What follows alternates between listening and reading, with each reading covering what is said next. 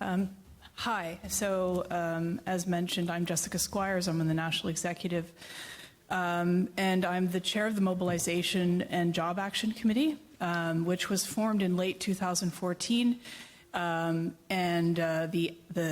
situation at that point, as people recall, was that we were facing a series of legislative changes that changed the context of collective bargaining.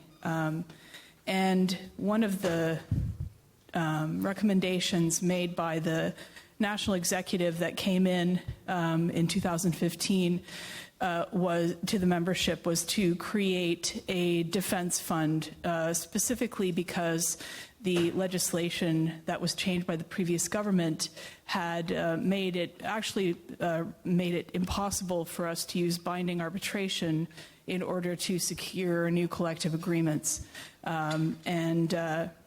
CAPE had traditionally and has traditionally always used binding arbitration for collective bargaining.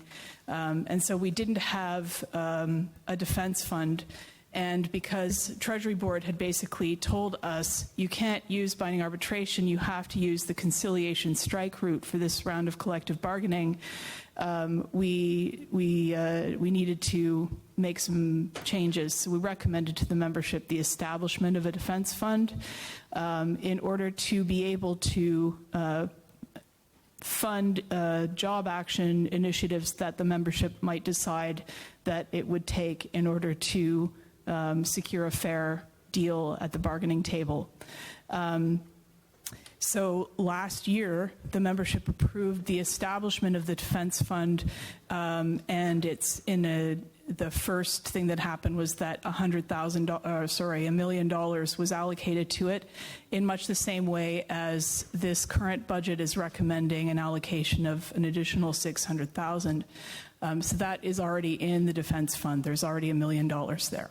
$1 million and 5,000 or something. Somebody made a donation. Anyway, one of the additional proposals before the membership for this budget vote is a resolution to recommend that on a go-forward basis that 75% of any surplus at the end of each budget year be automatically placed in the defense fund.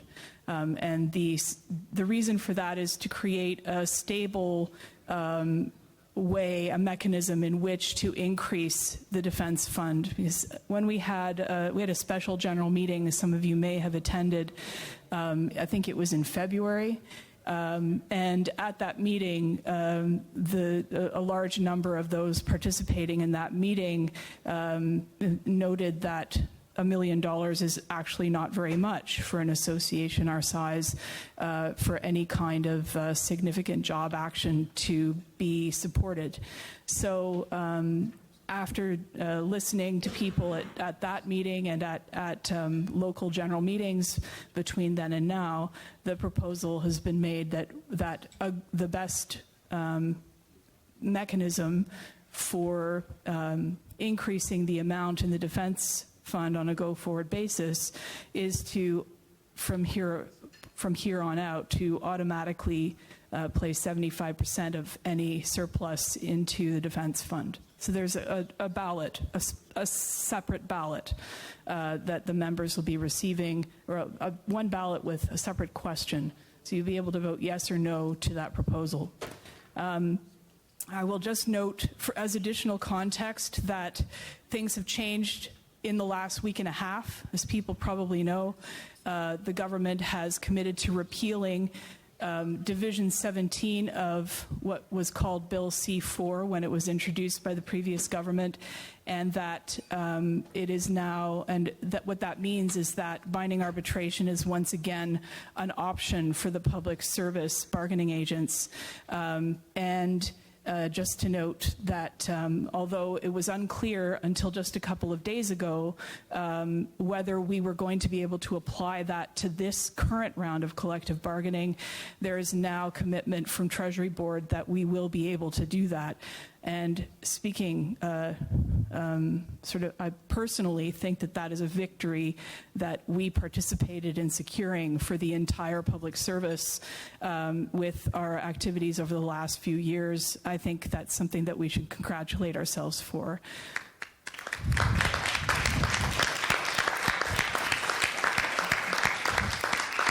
I'll also just say that although binding arbitration is now once again an option, there's still some reflection to be done in figuring out of if we're going to go with binding arbitration and not conciliation strike, because we started this round of bargaining on the conciliation strike method, and the mechanism for changing is, I think, still a question. I'm not sure if the collective bargaining team has talked about it yet.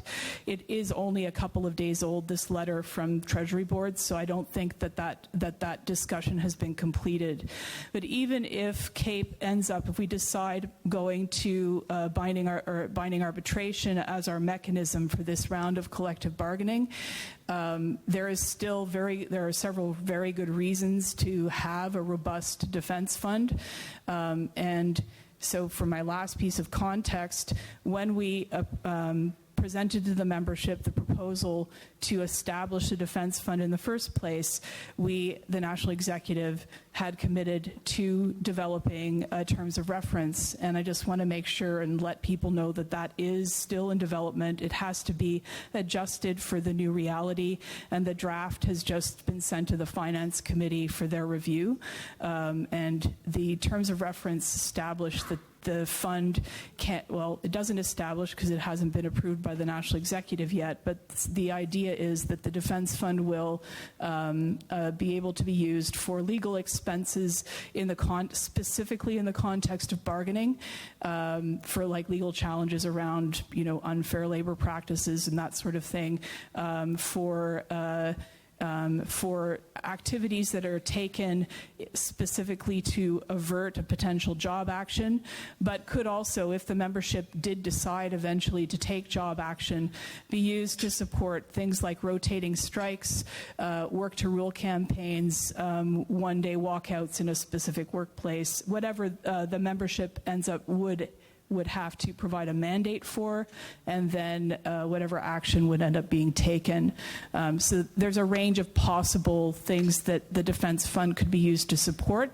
The main message is that the defense fund enables us to present from a position of strength in collective bargaining, and that's the purpose of the defense fund.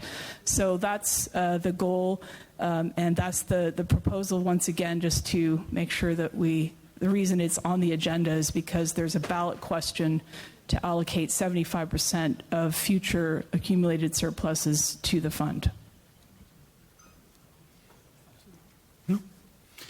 Comme tout à l'heure, si vous avez des... As earlier, if you have any question, please go to the mics or send your questions by email through Twitter. And we had notionally allocated 15 minutes for this question period, so I'll go to microphone 2. Hi, Doran Petrie from the Commissioner of Lobbying. I just really have a don't you agree question, which is I want to congratulate everybody who's worked on this. One thing that had struck me the very first time I went to a CAPE meeting was when I realized that there was no defense mechanism, no defense fund at all. And as the proverb says, the best thing to do is to go around, walk softly, and carry a big stick. And up to now, without this kind of fund, CAPE has no stick. So I would urge everybody to support this proposal. And wouldn't you agree? Okay. Microphone. That wasn't a question, so microphone 1. Guess that's me. I'm Greg Phillips over at StatsCan. I was just wondering how you came up with the 75%. I know with the dues restructuring that's being proposed, you did a lot of investigation and you did a lot of field work on that. I was just wondering if you could give us a little bit of a background on how the 75% was determined. I'm sorry I missed the second half of your question, so I'll try to answer, and if I didn't get it, then please feel free to come back and clarify. I was just making sure that I had the right answer. But the 75% is so that 25% is going to continue to accrue to our reserve, and it's just an arbitrary number. We didn't want to put 100% for obvious reasons. So, yeah. I guess the second part was when you were coming up with the dues restructuring, you did a lot of field work. You had meetings to determine which were the three best. And you did investigation to determine which one you wanted to put forward to the membership. I just wonder why you didn't do the same process for the defense fund and the 75%. Maybe the membership wants 80%. Maybe they want 90%. Maybe they only want... But I mean, I just don't know what... I was just wondering what your process was to determine the 75%. Okay, yeah. So there were discussions about the defense fund in general and what did people think we should use in terms of a mechanism for increasing or making it strong and increasing it for the future. Some of the other ideas that were proposed as a part of that process that started at the special general meeting in the February were a levy, a special levy, which other unions have experimented with, which is basically a mechanism where you would put in place a temporary dues increase. And other unions have done this, and in some cases have done it without even recourse to getting approval from the membership. Don't think that would be constitutional in CAPE. But in terms of figuring out what's the best mechanism for, like, overwhelmingly people want the defense fund to be strong. So it was a question of what's the best mechanism, and this seemed like the one that people preferred.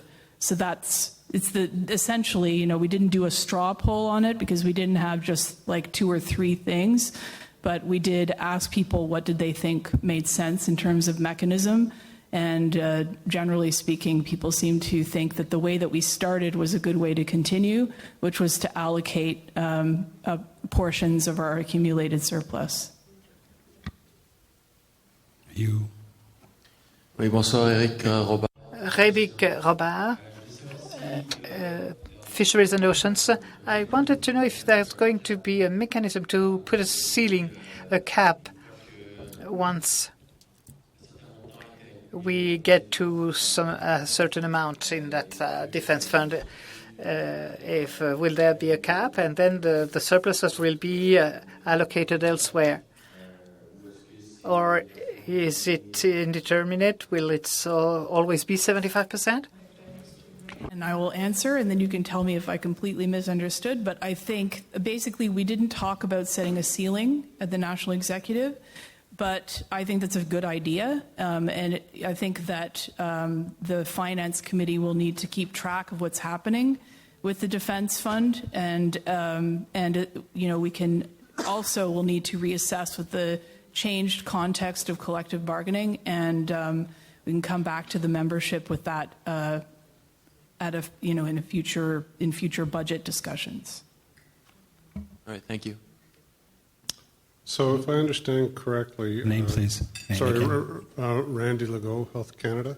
If I understand correctly, this budget over 2 years would establish $1 million in a separate account for defense fund, 600,000 in this year, and 75% of the forecast surplus for next year.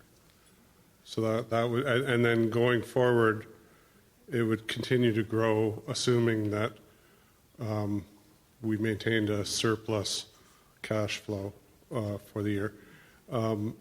Is that correct? Yes, as long as we continue to accumulate surpluses. If this proposal gets the approval of the membership, then... And your projections in the world doesn't change radically. Yeah. Right. All right. And following up on the earlier question, at what point,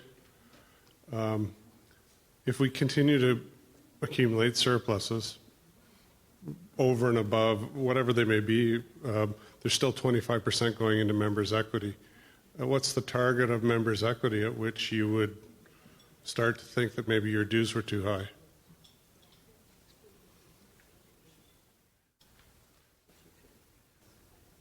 Like if you constantly collect more than your operating costs and run a surplus indefinitely, then an argument can reasonably be made that your dues are too high. Yeah, thanks, Randy. No, and I mean, the argument definitely is out there, and I mean, it's been brought forward, but there hasn't been any, if you will, political discussion, you know, definitely not at the neck table in terms of basically what those targets are.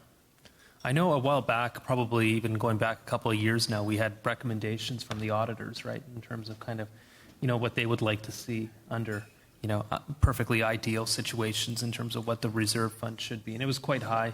Yeah. Sorry, it's that 4 to 6 months Yeah, suggestion. you which made. is close to where we are now. So either the increase in the revenue that's the fee increase or the dues increase would bring in either means we're going to, well, I know as far as I can see in this budget, we're going to have a surplus. But are we doing this then to increase activity? So we have grand plans we need to finance, or is it to increase members' equity, which we already know is adequate? Or is it just to increase the defense fund and incidentally increases the members' equity? Yeah. It's the latter, Randy. Yeah. Okay, Into the defense fund. Yeah. thanks. Are there any questions from the internet? Okay.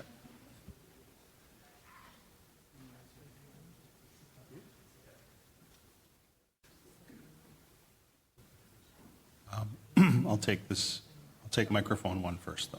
Thank you. Laura Ferguson from Agriculture again. You mentioned that the terms of reference for the defense fund are still being established. I'm just wondering, has there been any sort of decisions as to whether to keep the defense fund at a minimum amount? If we end up using it, is there plans to use some of our budget on top of the surplus to keep it at a certain amount? Especially in years where we don't have a surplus? That's a really good question. I think probably it needs to be dealt with year over year. That if there was a year in which we didn't have a surplus, then the national executive would have to figure out what its recommendation would be to the membership. And the terms of reference, the parts that still need fleshing out are around the funding mechanisms. So that will be a discussion the Finance Committee will have to have. Okay, so the question from the internet is from Holly Mullen. What are current expenses against surplus? Question mark. Knowing helps make a decision on approving the percentage for the defense fund. We've got a calculator. We can maybe calculate it. But I mean, yeah. So in terms of expenses versus surplus. So just...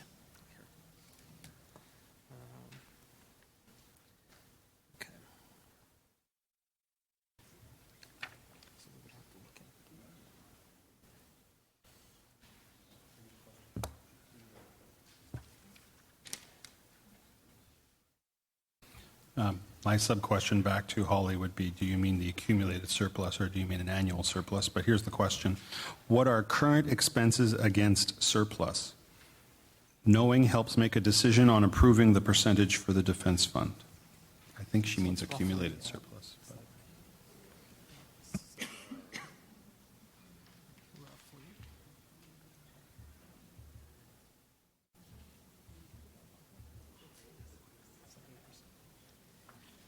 So Nick has just done a rough calculation, and he says it's about 8%. I was watching. He divided. What was it? Just basically, yeah, just taking a look at what the overall expenses were, but then I'd have to just factor in the amount that we've allocated in here in terms of the defense fund, just for parity purposes, and then the proposal that we've got for the $600,000 for this year into the defense fund. So it's about 8%. Actually, pretty close, right? Spot right on even. Okay. I'll let you go for a second round. Thanks. The 75% is based on the surplus, but this year we're showing a deficit. So is it based on the deficit less the... So next year we won't have anything contributing to the defense fund because this year we're showing a deficit? Or what is exactly the way you're going to be calculating the 75%? Because this year it's showing, I don't have my sheet that's over there, but a deficit of $200 or something $1,000. So 75% of that is nothing. But if you take the $600,000 out, that would show a $200,000 or $300,000 surplus. So are you going to take 75% of that amount, or the amount that's actually showing at the bottom of the I don't know, balance sheet? No, it's not balance sheet. What is it called? Expense sheet or whatever. But budget? Sure. We'll go with budget. Thank you. Yeah, Greg, if you just take a look at the your budget document. So in terms of kind of what the total expenses are, it's minus whatever is in line number 18 for this year. So basically, we would take a look at those expenses minus the defense fund against overall progressive revenue, and then it would be 75% as a differential of that amount. I guess when Did we I vote answer? on it, it's going to be a little bit clearer. I usually like to, I'm a very visual person, so it'll be very clear as to how you're going to be calculating the 75%. It's, yeah, and I mean, it's very difficult to pinpoint. And again, I mean, I haven't worked on the any projections or anything like that in terms of, that differential. So hard to gauge, though. But let's say, for example, cost neutrality was one dimension or element. But going forward, as we get, let's say, into whatever the economic award or increase will be on collective agreements, right? Let's say at some point, we get past this current round, we'll have a % increase overall, whether it's for the span of the 3 years of the collective agreement, right? And there will be some retroactivity. So then there'll be an increase, like overall, in terms of the progressive revenue stream. So then we will have, a surplus, if you will. It'll be whatever 75% of that is. And then that's restricted into the defense fund. The other 25 goes into the, I guess, unrestricted, if we can call it, surplus. Yeah. Unrestricted members' equity. So we have an update from Holly. What are the current, I think I've got it right. Holly, feel free to reply again if I got it wrong. What are the current types of expenses being used against the surplus? Knowing helps make a decision on approving the percentage for the defense fund. There's nothing. I mean, it's just basically, think of it as just a contingency fund. Think of it as your, not contingency fund per se, but just an overall surplus, if you will, right? So some years are going to be better than others, and then if we do run a deficit one year, then we can dip into that, though. But nothing, or was it specifically just the contingency line item within the budget?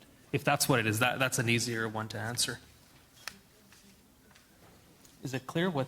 But I'll answer the second part. That actually might make better sense.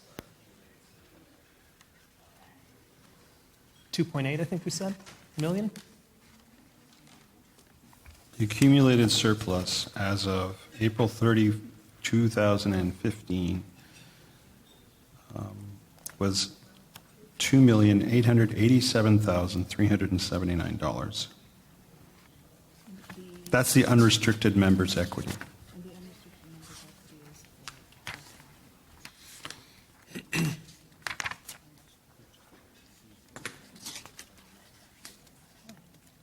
All right, microphone 2. Yes, Nicholas Stewart again from Global Affairs Canada. I had, I guess, more of a suggestion than a question. We've talked earlier about what happens in the budget if we run a deficit, that the amount budgeted for the defense fund would get clawed back. I would just suggest that when the budget goes for a vote for the membership, that's kind of made clear in one of the notes to the budget, so that they don't just look at a projected $400,000 deficit and not know that it's actually going to reduce the amount that goes into the defense fund, and that deficit won't actually materialize. So just to thank you for the suggestion, and the plan is to have information provided to the membership to contextualize the budget, probably similar to what's in the brief, but briefer. Just to, I think what I understood you saying is that we don't want members to simply look at the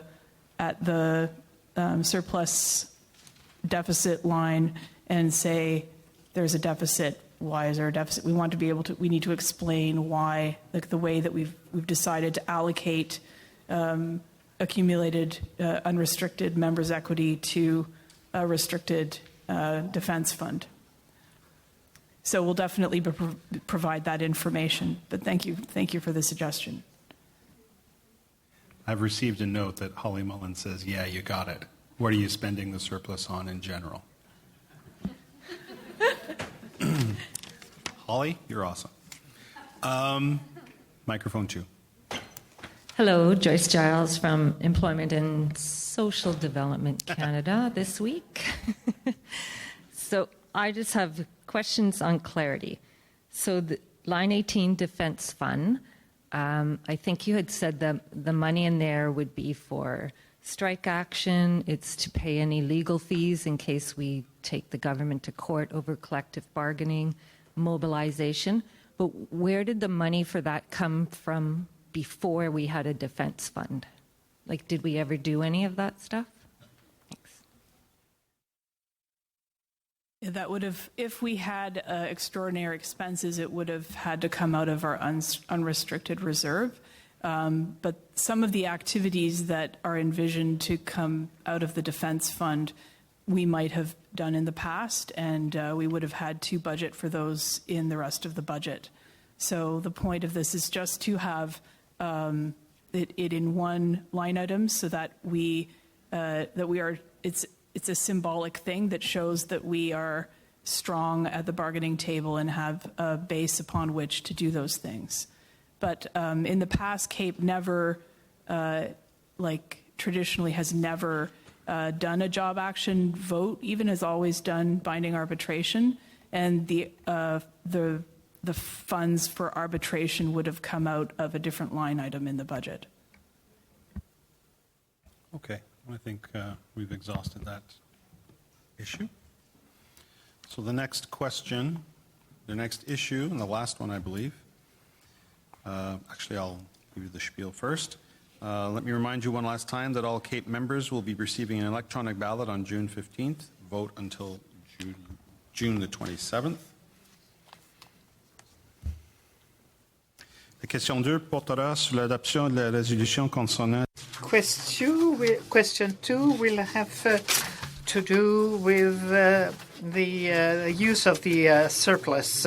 This is the question on which you will have to say something. So be it resolved to accept that the recommendation of the National Executive Committee that 75% of each excedent of the budget of CAPE at the end of each fiscal year be automatically allocated to the defense fund.